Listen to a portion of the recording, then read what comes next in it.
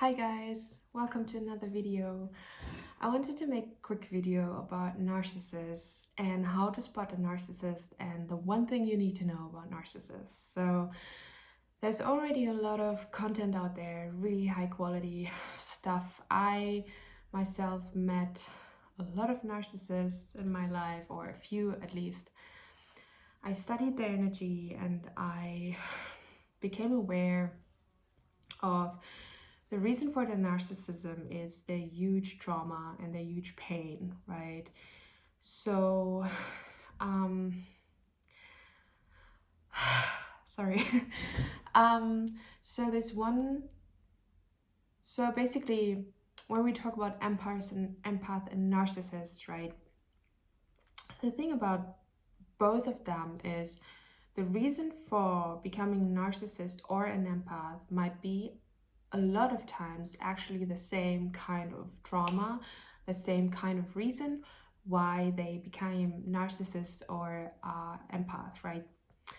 So I think there, from the beginning on, there's some kind of high sensitivity to to empath at least, and um, but both parties might experience the same kind of trauma. So let's say um, the narcissists experience great um, trauma, grief, pain, rejection, abandonment. So what the narcissist does is he creates this great image and persona of him or herself.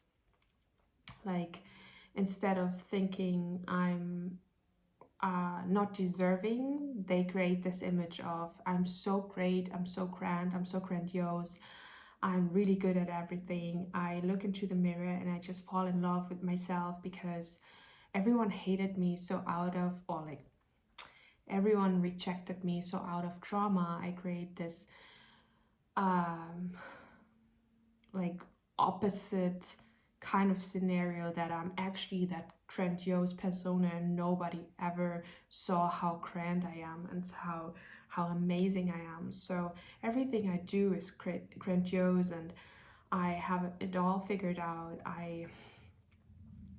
So that's the reason why they can, the first impression can be they seem really charming and like they have lots of self-worth. But then after a while, they start manipulating you, controlling you, maybe separate you from other people, to have you for themselves in a romantic relationship. But if you're not in a romantic relationship, you have a coworker or you have another a person in your life that has those narcissistic traits.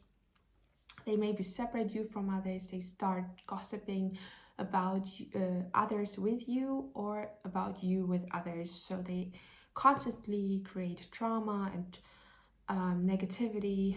And what a narcissist is really good at is doing thing where you question your value and self-worth. So the reason why empath and narcissists have this correlation quite often is empath are overgivers and narcissists are basically overtakers. So they feed on the energy of others. They survive by putting others down, by manipulate, control, and overly criticize. They criticize you for being you, for doing your thing, for they will always find something to manipulate you. They will maybe say positive things just to say negative things. They will even say I love you just to say three negative things 2 days later, and you start questioning yourself, your worth, your value. Like, did I do something wrong?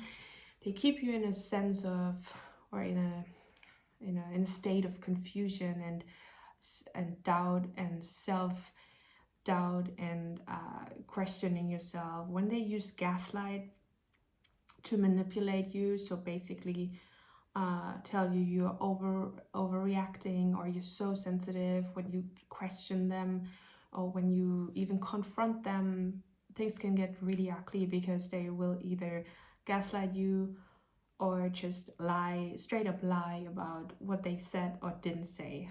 Um, so when they start gaslighting you, you will get into this state of self-doubt. What's wrong with me? Um, why is this person treating me? Did I do something wrong? And you think like, is it me, or are they really kind of toxic? And yes, they are really kind of toxic because they try to really manipulate you into questioning yourself, especially when you actually you're fine, you like yourself, or and they get highly triggered, but because you are just really content with yourself, or you like yourself, and they build up this huge persona and this huge image about themselves, but all of it is basically just hot air, because it's not coming from a place of real reflection and self-connection and internal sources of self-worth and self-value and self-love. And self-love has nothing to do with arrogance and thinking we're better than others, right? Self-love, real self-love, has to do with me really connecting with myself, knowing what I want, knowing what I need, knowing my values, being honest with myself, holding myself accountable for my own bullshit, my own me being toxic, or being negative, or being like, where am I actually also not being honest with myself. A narcissist will constantly find ways to point fingers, to judge, to blame others, to make you feel insecure, to make you feel like you have to question yourself, to like, and it takes so much energy. And that's, I think you can't ever win with a narcissist, because even when you start confronting them, things can get really ugly, because they will just gaslight or lie about things. They will just like say you're lying, or they will just go around, and you can basically constantly just set like really firm boundaries, walk away as often as possible.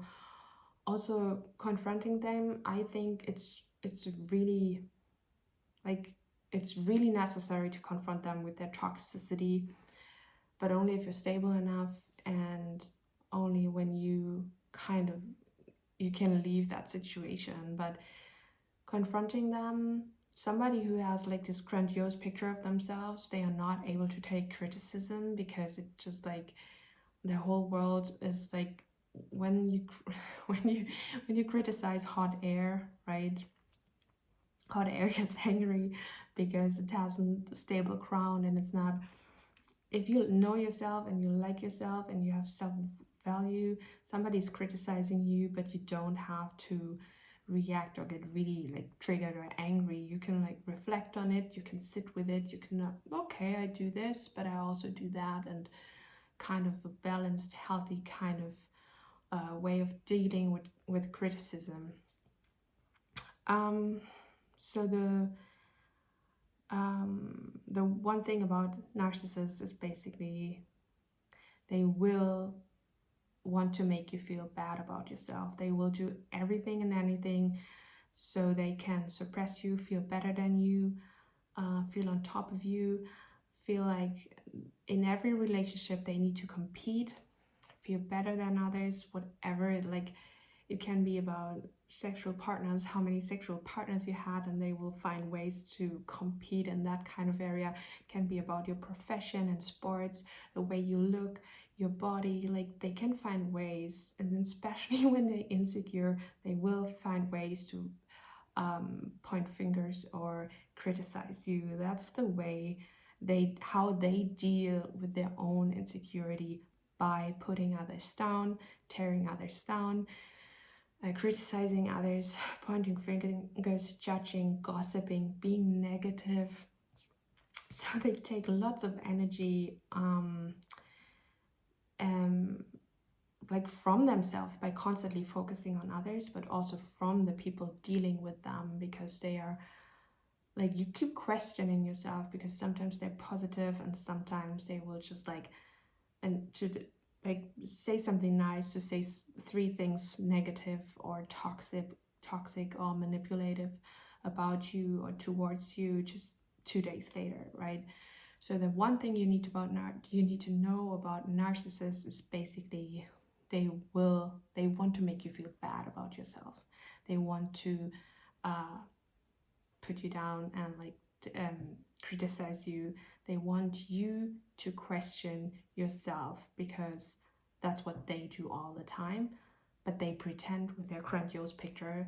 They just like put this grandiose picture of themselves on top of these huge self-doubts and feelings of unworthiness, rejection, and drama. And that's how they navigate life and deal with their own insecurities, by making others feel insecure about themselves. So I hope that was helpful for you. Thank you so much for watching. See you next time. Bye.